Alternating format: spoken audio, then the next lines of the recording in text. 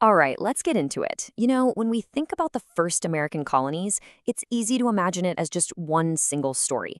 But the story of British America is really a story of many different beginnings, all driven by completely different dreams. And it all kicks off not with a big success story, but with a deep, dark mystery.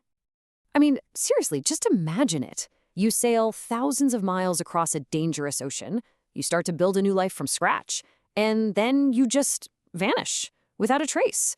This isn't some movie plot, it's the real-life puzzle that starts this entire story. So, before any of the famous settlements that we all know about, there was Roanoke. This was Britain's first real shot at planting a flag in the Americas.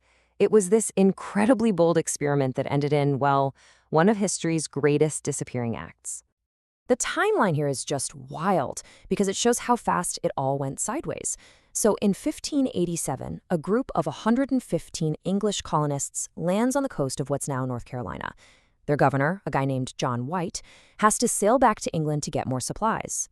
But when he finally makes it back 3 years later, in 1590, there's nothing. The settlement is gone, the people are gone, there's no sign of a battle or a struggle, just silence.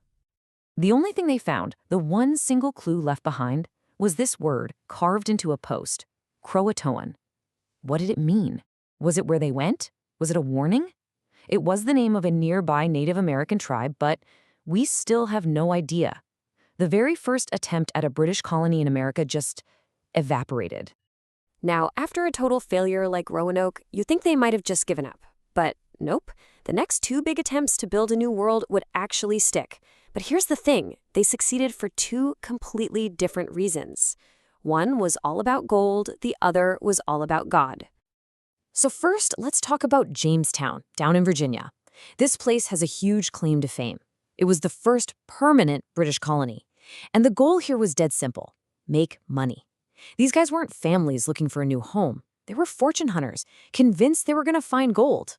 The reality, though, it was an absolute nightmare. They were hit with disease, starvation, and conditions so harsh, it was just a brutal daily fight to not die. Okay, now jump forward a few years and head way up north to Massachusetts. A totally different group arrives. We know them as the Pilgrims, and believe me, they were not looking for gold. They were running away from religious persecution back in England. Their whole mission was to build a society where they could worship the way they wanted to. And their survival, especially early on, famously depended on getting help from the local Native American tribes.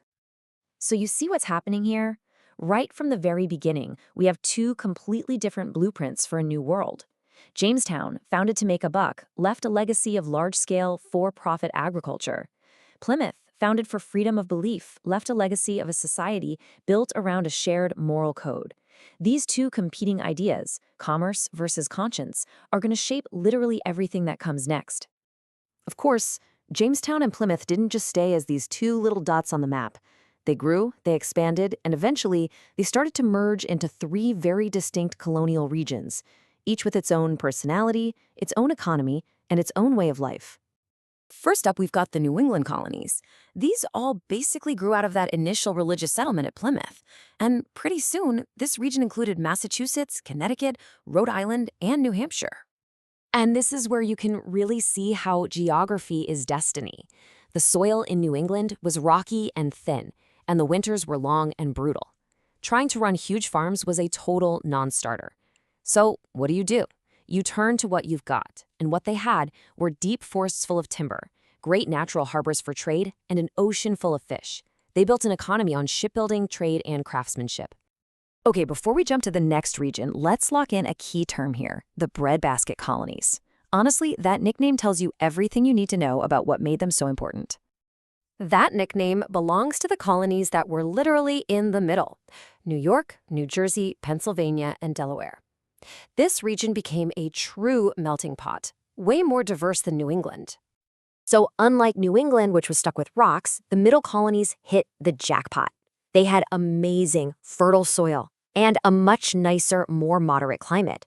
They became the agricultural engine of the colonies, growing so much wheat and grain that they were literally feeding everybody else.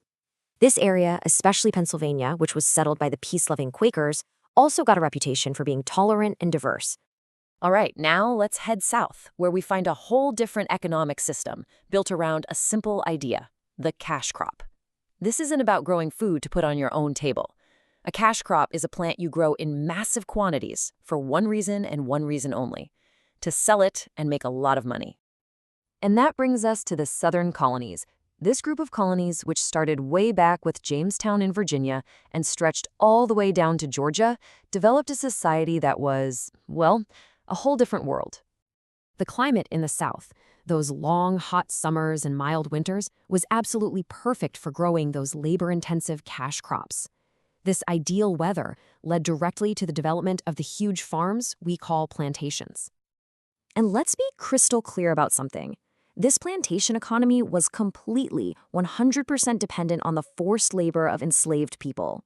The numbers are just staggering.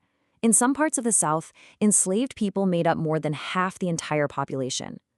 This system created an incredibly rigid social structure that would define the region for centuries. And the first cash crop that really blew up was tobacco.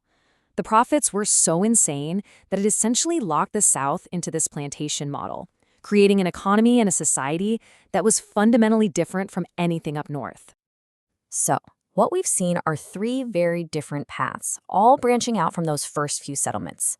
Let's just put it all together in one clear snapshot so we can see it side by side. This table just lays it all out perfectly. You can literally trace the path. In New England, the cold climate and bad soil led to an economy based on ships and trade. In the middle colonies, the perfect soil created that diverse breadbasket.